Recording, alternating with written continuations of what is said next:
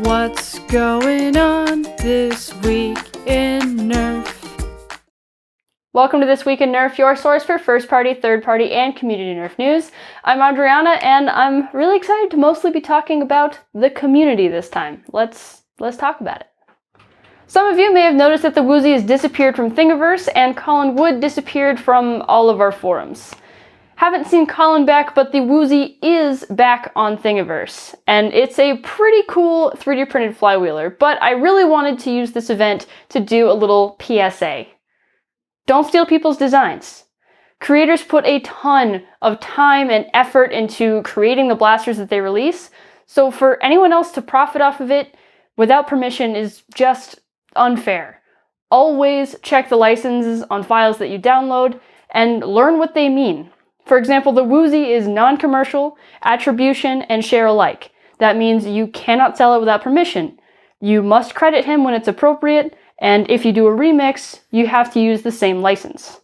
On the other hand, Captain Slug chose public domain for his Caliburn, so you can sell it without permission, though in my opinion it'd be kinder to ask first and probably offer a royalty.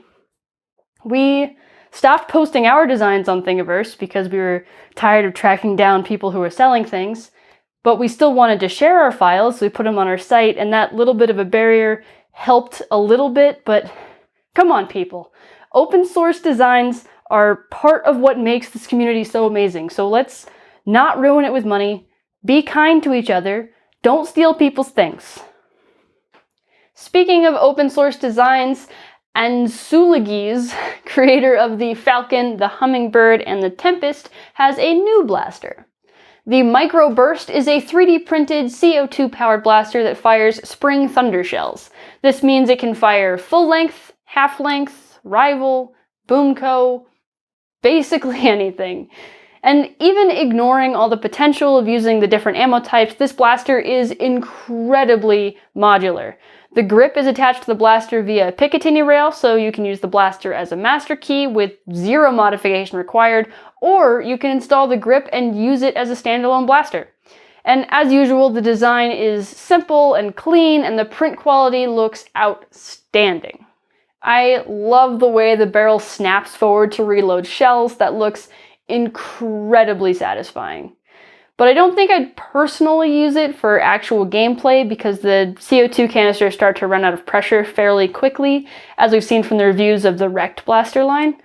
If you'd like to print your own, he has kindly released the design on Thingiverse with a complete parts list, and if building isn't your thing, it's also available on the Ansuliges Etsy for $650.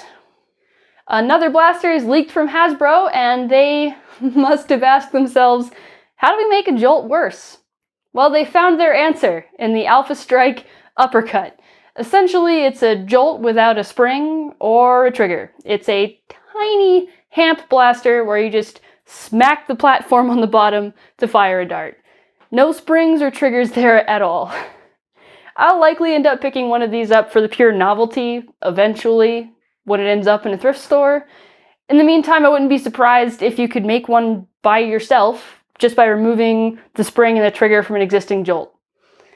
I don't know why this exists. Unfortunately, there was another big event cancellation this week. FoamFest posted this very sad image when they announced that they could no longer go forward with hosting the convention at the UWE campus. But all hope is not lost.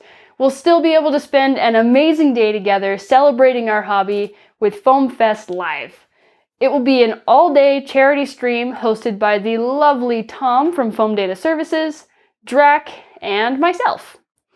They're currently looking for exhibitors and community groups to talk about their part of the hobby, whether it's taking an interview, doing a project or a project demo live, or recording a segment if you're uncomfortable being live on camera.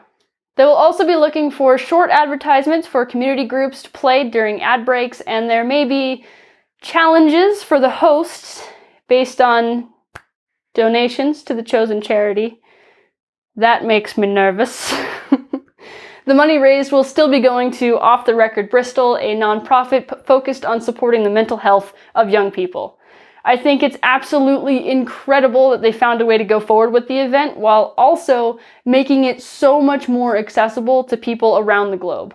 So make sure you follow the Foam Fest page on Facebook to see how to apply for a time slot, see upcoming volunteer requests, and of course, get all the important updates as the event moves forward.